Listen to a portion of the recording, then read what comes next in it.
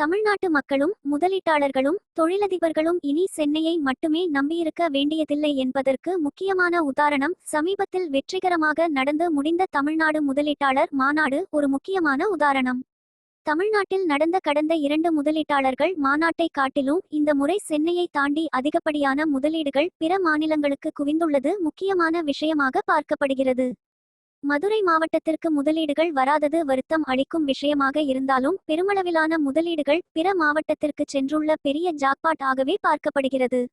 தற்போது சென்னைக்கு அடுத்தபடியாக முக்கிய மாவட்டமாக கோயம்புத்தூர் திகழும் வேளையில் முக்கியமான விஷயம் தெரிய வந்துள்ளது. கோயம்புத்தூர் என்றாலே நம் நினைவுக்கு சிறுவாணி தண்ணீர் முதல் மருத மலை கோவில் வரையில் பலவும் நினைவுக்கு வரலாம். ஆனால் தொழிற்துறை என்று வந்துவிட்டால் கோயம்புத்தூர்க்கு பெயர் போன MSME உற்பத்தி நிறுவனங்கள் தான். ஆனால் கடந்த 5 வருடத்தில் கோயம்புத்தூரின் கலரே மொத்தமாக மாறியுள்ளது. கோயம்புத்தூர் தற்போது உள்நாட்டு வெளிநாட்டு ஐடி மற்றும் டெக் நிறுவனங்களை இழுக்கும் முக்கிய சக்தியாக விளங்குவது மட்டும் அல்லாமல் இந்திய அளவில் முக்கிய கவனத்தை பெற்றுள்ளது. பெங்களூருக்கு மாற்று இடமாக கோயம்புத்தூர் பார்க்கப்படுவதால் கோயம்புத்தூர் புதிய ஐடி நகரமாக மாறி வருகிறது. ஏற்கனவே கோயம்புத்தூரில் திரும்பும் பக்கமெல்லாம் ஐடி நிறுவனங்களாக இருக்கும் வேளையில் தமிழ்நாடு அரசு கட்டி வரும் 2 மெகா ஐடி பார்க் விரைவில் திறக்கப்படும் வேளையில் வெளிநாட்டிலிருந்தும் வெளியூரிலிருந்து வரும் நிறுவனங்களுக்கு போதுமான இடவசதியை ஏற்படுத்தி கொடுக்க சுமார் 7 ஐடி பார்க்குகள் கட்டப்பட்டு உள்ளது.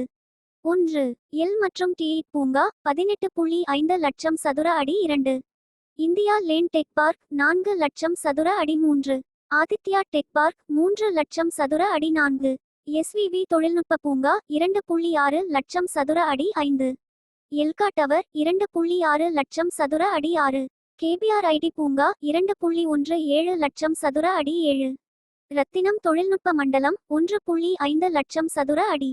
இப்படி 34.37 லட்சம் சதுரடி பரப்பளவிலான ஐடி அலுவலக இடங்கள் தயாராகி வருகிறது.